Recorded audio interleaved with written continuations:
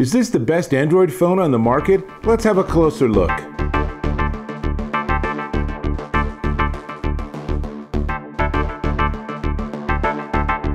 Dave Taylor here, and this time I'm looking at the Samsung Galaxy S9 Plus.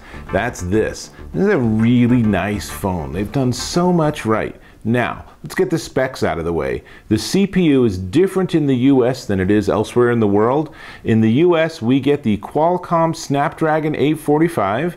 Elsewhere in the world, you'll be running off of a Samsung Exynos 9810. It's running Android 8.0 Oreo, Nougat, who knows, maybe later 2018, maybe early 2019. Samsung hasn't said. Comes with 6 gig of RAM and 64 gig in the US, 128 gig overseas. I'm not sure what the deal is there, why it's different, but we unfortunately don't get quite as much of the storage space. But it has a micro SD storage slot, so you can add 400 gigabytes of storage if you want. That's a pretty expensive micro SD card, but if you're really into it and you need tons of stuff on your phone, this thing's got you covered.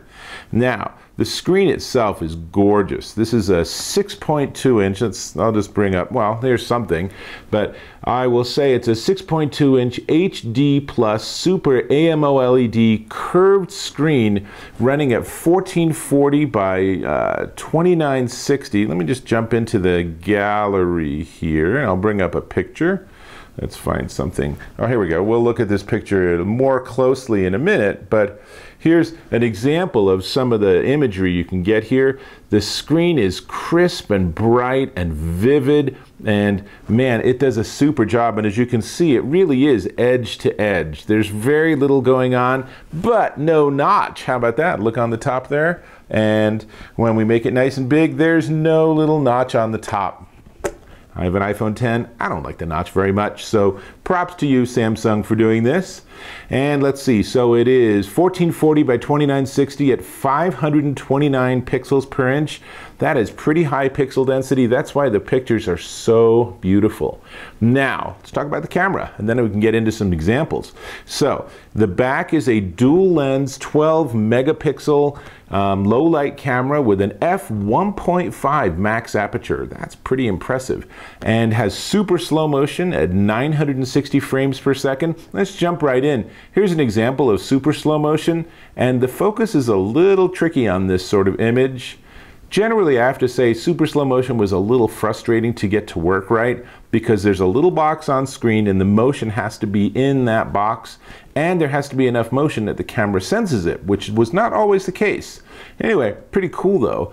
And then video, you can get 4K at 60 frames per second. Here is my stealth video at the local Starbucks. You can see it is crystal clear. It is crisp. It's beautiful. It's really nice.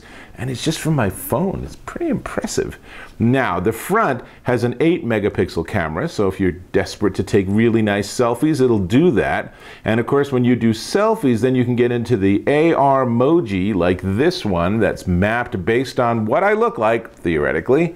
So, you know, we'll come back to the AR emoji, but let me just show you 2 more pictures real quick. So here's one in food mode, and this is the one I just showed you on screen, and it's gorgeous. I mean, it's very impressive how well it did. And then here's one from the Denver Auto Show of the really cool looking Nissan Armada.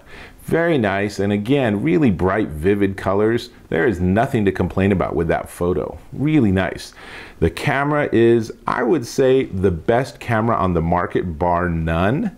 So you can actually do some homework and look at different comparisons between different top-end phones. I'm impressed.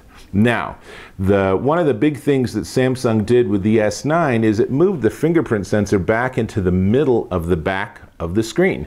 So it makes it much easier for you to do that gesture. Before it was off on a side, which was just kind of dumb design. Oh well. It also does face unlock and iris scanning, and I have to say I had zero luck with that. I've tried that and I redid my scan and then I tried to unlock with it and it never worked. Now my iPhone 10 seems to work just fine with face unlock, so I don't think there's something particularly weird about my face, but it's possible that Samsung needs to do a little more tweaking to get that to work right. Now, the speakers are impressively loud. If you want to just use this and prop it up and watch a movie or something, you'll be impressed not only with the sound, but the volume. What I've read is that it's 40% louder than the S8, which is nice. And there's speakers on both ends, so if you end up holding it like this, you aren't actually blocking all of the audio, which is kind of a nice feature.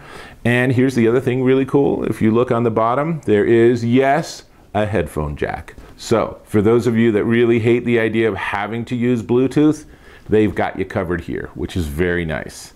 Now, speaking of which, the battery, it's a 3,500 milliamp hour battery, which is gonna definitely run you all day, but not a lot longer than that. And it's fast charging. It's even fast charging on a Qi charger. So here we go, and I'm charging it, and this is actually the Anker fast charger with Quick Charge 3.0, so it's using the fast charge on this Samsung. It also does fast charge on the iPhone. Completely separate. You can go check out my review of this charger. The good news is that the Galaxy S9 Plus comes with its own quick charge plug. So you plug it in, and we're talking maybe 90 minutes for a full charge, and you can get a lot of charge out of just 30 minutes. So it really helps you keep your phone chugging along all day. So that's a lot of specs. Now let's talk about what else is going on with this phone. Is number one, see that color? Isn't that pretty? This is lilac purple. It's a really lovely color. Really like it.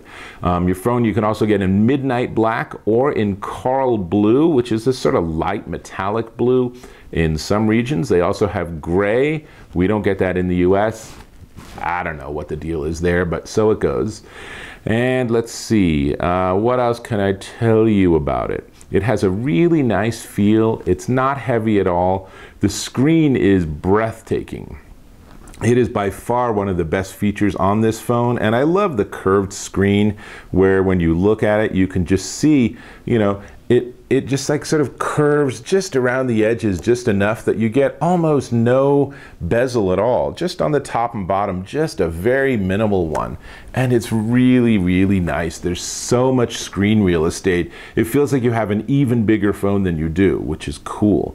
Now, because of the sort of one-upmanship of all these technology companies, when Apple came out with its Animoji, then of course Samsung said, well, we can do that too. So they have the AR emoji, and I gotta say, it's overkill. It's complicated and it's not very fun. So I actually think the Animoji is kind of dumb too, and I would say that I use one Animoji maybe every couple of months. Not really a big important feature. I can see the AR emoji having the same thing. It's a cute little gimmick. It might be something that you send to your friends once, and then you're done. So honestly, either they need to make it better or they need to just get rid of it. I don't think anyone would miss it, but I don't know, maybe if I was 16 years old, but if I was 16 years old, I probably wouldn't have a Galaxy S9 Plus. So trade-offs, right? And the other thing is that it still also has Bixby with a separate button just to launch Bixby. And so let's see, let's get Bixby to say hello. And come on, Bixby, there you are. So not a big fan. I've used Bixby on other Samsung devices, and I just feel like they need to just license something like Alexa or Google Now, or even heck, just license Siri from Apple. I know that will never happen, but Bixby is just sort of the second level, and it just needs more work. And I don't know that people are going to use it, but it does also include Bixby Vision, which is kind of interesting. So we can do things like sign translation, and it can analyze if you do a Bixby Vision photo of a book, it can show you where you can buy the book, things like that. So that's kind of neat. Again, it's all sort of Me Too technology, but it might be something that you really like, or it might be something you ignore and don't even realize you have. Now, all that's really left to talk about, I think we've covered pretty much all of the nuts and bolts of this S9 Plus.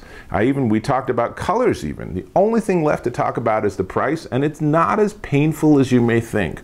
But before I get to the price, please do me a favor and subscribe to my channel. Really appreciate that. And if you find this review useful, give me a thumbs up. I appreciate that too. Okay, now the price. So this particular S9 Plus I got from AT&T, and AT&T will charge you $914.99 if you want to buy the Samsung Galaxy S9 Plus outright. Or if you want to do a 30-month payment plan, you can do it for $30.50 a month, which is not entirely a bad deal. 30 bucks a month for this. And then, you know, once you're halfway, you can use the AT&T Next program to jump up to the next one, which is what, the S10, the S12, I don't know what the next one's going to be.